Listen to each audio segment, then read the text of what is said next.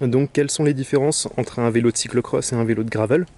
Donc ici tout d'abord pour vous présenter le vélo, vous avez un vélo de cyclocross, un Steven Super Prestige, qu'on peut retrouver dans les compétitions de championnat du monde. Voilà. Donc les principales spécificités d'un vélo de cyclocross par rapport à un vélo de gravel, ça va être tout simplement sa géométrie déjà.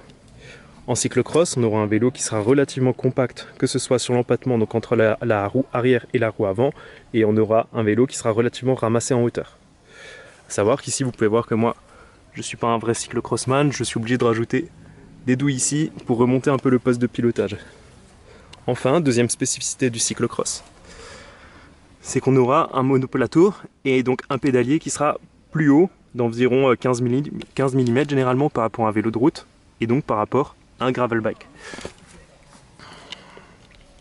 Le cadre de cyclocross correspond à des normes qui sont rédigées par l'UCI.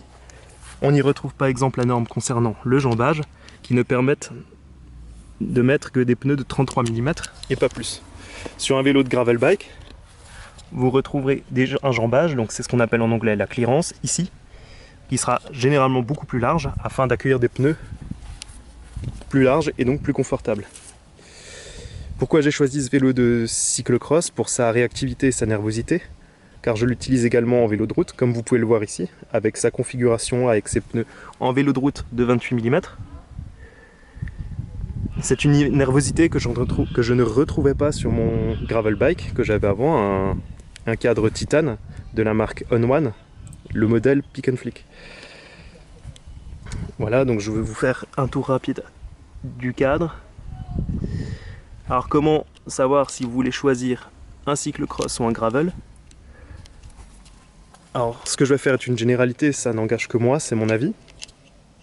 Le cadre de cyclocross répond à des normes UCI qui permettent d'avoir un vélo qui sera très réactif et utile en compétition.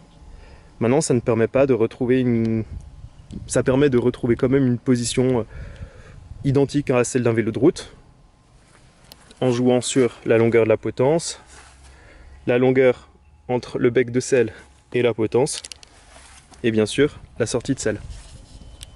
On aura des comportements qui seront relativement différents puisqu'on aura un vélo très réactif sur un vélo de cyclocross et donc qui sera plus rigide mais aussi moins confortable. On pourra faire moins de vélos engagés avec un cyclocross.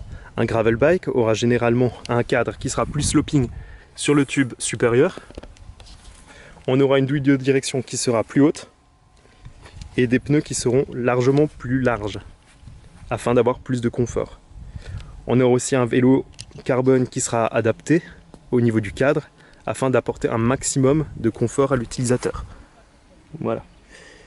Maintenant, si vous voulez une conclusion, il n'y a pas qu'une seule discipline de gravel, chacun a sa propre discipline, donc chacun adapte son vélo, la technicité, à la discipline qu'il réalise. Moi, j'ai décidé d'avoir un vélo qui est relativement rigide, qui réduit le confort, qui augmente la nervosité, mais cependant qui ne me permet pas de faire énormément de passages très cassants. C'est pourquoi je ne roule pas dans les cailloux avec ce vélo, mais par contre je peux faire largement ma saison de vélo de route avec ce cadre. Voilà, donc si jamais vous avez des questions, posez-les en commentaire.